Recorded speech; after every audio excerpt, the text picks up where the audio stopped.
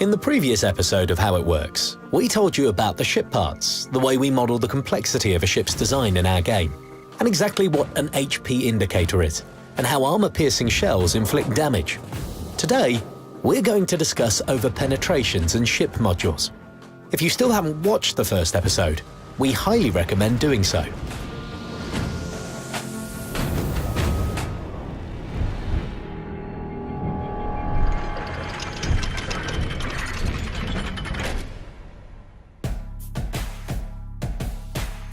Let's return to shelling our test Fuso with armor-piercing projectiles, and more specifically to that exciting moment when we destroyed its bow and, as a result, the entire hull, devastated its superstructure and casemate, and dealt 56,500 damage to the Japanese battleship. Fuso is left with a mere 600 hit points in its aft. If the battleship keeps its bow towards you, there's no way you can get to these points. You can only outmaneuver it and hit its citadel or aft. However, for situations like this, in World of Warships, like in the real world, there are other ways to deal damage. There's fires, over-penetrations and flooding. The damage from them isn't inflicted to a specific ship part, but gets deducted directly from the HP indicator.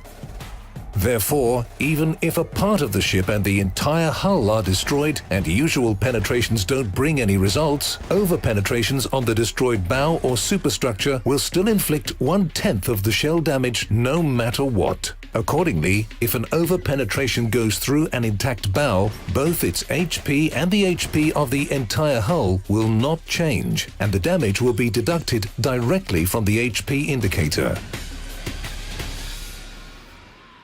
Thus, our test Fuso will lose its remaining 600 HP after 2 over-penetrations to its superstructure, and will sink. As a matter of fact, it's possible to destroy a ship with nothing but over-penetrations, and its parts won't lose a single hit point while you do it.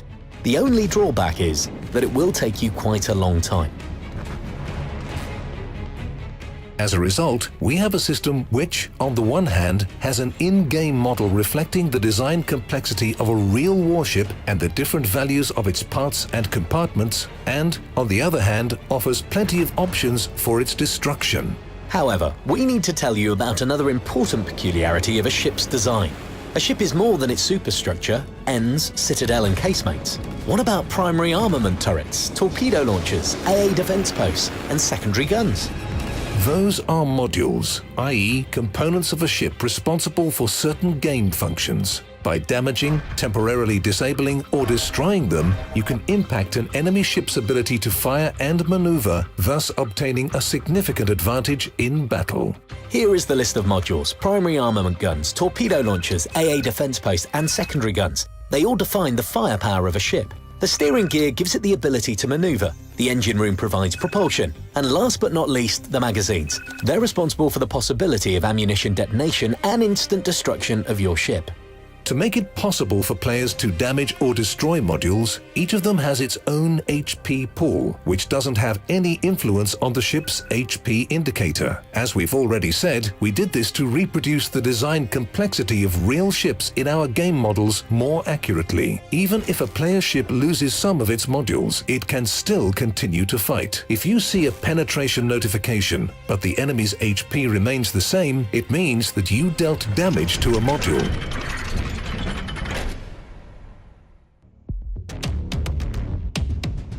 Let's return to our test Fuso once more and study the way its modules get damaged. The primary turrets have this much HP in order to allow ships to remain combat capable for as long as possible. For example, let's take an armor-piercing shell with 1,000 points of damage that accurately hits a primary turret of the Japanese battleship.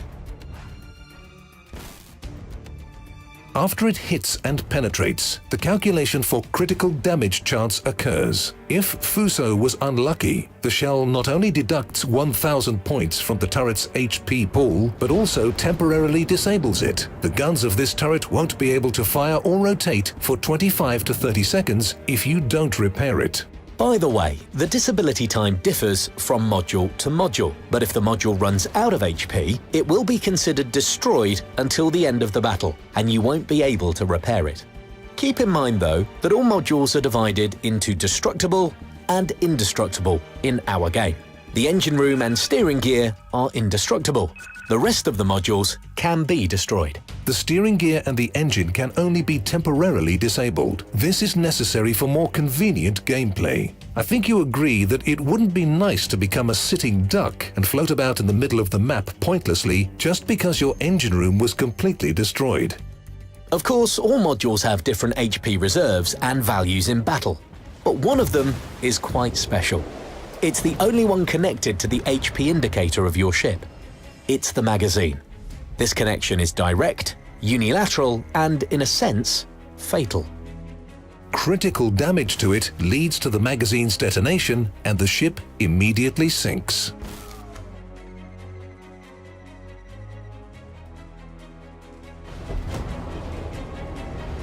To avoid situations where your undamaged ship goes back to port after a single hit, we introduced a restriction.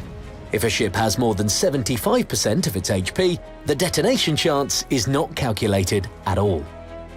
But if it's below 75%, the chance of detonation directly depends on the amount of damage that this module sustained in one blow. The greater the damage, the higher the detonation chance.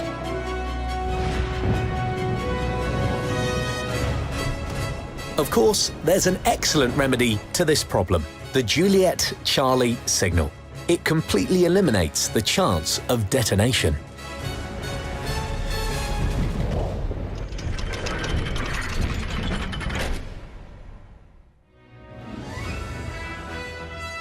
So far, we've talked about shells hitting a ship without armor. In the next episode, we'll tell you about another important aspect that influences the damage mechanic: armor penetration. If you found this video useful, hit the like button, leave your comments, share it with friends, and of course, subscribe to our channel if you haven't yet.